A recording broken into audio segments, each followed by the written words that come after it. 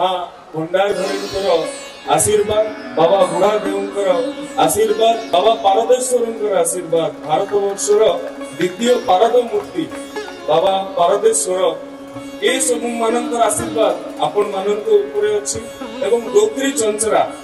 जो दुईटी जलप्रपात अच्छी डोकरी देवी को आवाहन कराए 150 फुट गोटे जगह पानी पड़ुची आ गोटे जगह 200 फुट पानी पड़ुची एटी डोकरी देवी को आवाहन करा जाउछे जो मंच रे आज उपस्थित अछंती खैत पत्र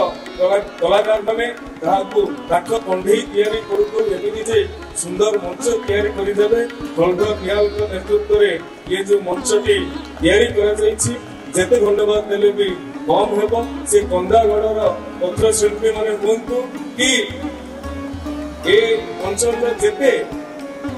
अंचल जिते पुरातन ऐतिह्यर कथा कहवा आप बजाशाल कथा कहते सुजित भाई घुमरार कथा कहते एथर प्रवासी भारतीय दिवस रे प्रवासी मान स्वागत बजाशाल और घुमरा को सेमाने एते पसंद करिसंती जे लंडन थारु आरंभ करी अमेरिका पर्यंत जापान थारु आरंभ करी कतार पर्यंत समस्त प्रवासी कहि कि जाइसंती जे आपण संस्कृति मंत्री मते कहि कि जाइसंती हमर जेतेबेले आमे सेठी भारतीय समाज माने उत्सव पालन करिबु निश्चित भाव रे ए कलाहांडीर बजाशाल घुमरार शब्द सेठी कंपित होवार आवश्यकता अछि बंधुगण वीरत्व को प्रचोदित करुथिबार माटी आध्यात्मिकता ठारू आरंभ करी इतिहास को साक्षी रखी आगे को जीवा पाई जो संकल्प आज आपण होउछंती मु तो बहुतली मानविका देवी महोदय को जे ए अंचल विकास पाई मते विधानसभा रे भी चाप सृष्टि हला राज्यसभा रे चाप सृष्टि हला लोकसभा रे चाप सृष्टि हला विचारा सूर्यवंशी जीव को तेणु निश्चित भाव रे ए अंचल रे एक अंतर्जातीय मानर स्पोर्ट्स कॉम्प्लेक्स करबा पई हमें प्रतिश्रुतिबद्ध अछु एवं माननीय विधायक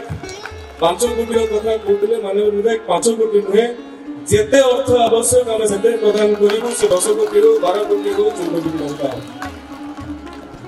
ता सहित पंचायत डिग्री कॉलेज एक कंपोजिट कॉलेज एते संख्यक पिला माने से पढुचंती जिलापाल उपस्थित अछंती अनुरोध करिबे आपण से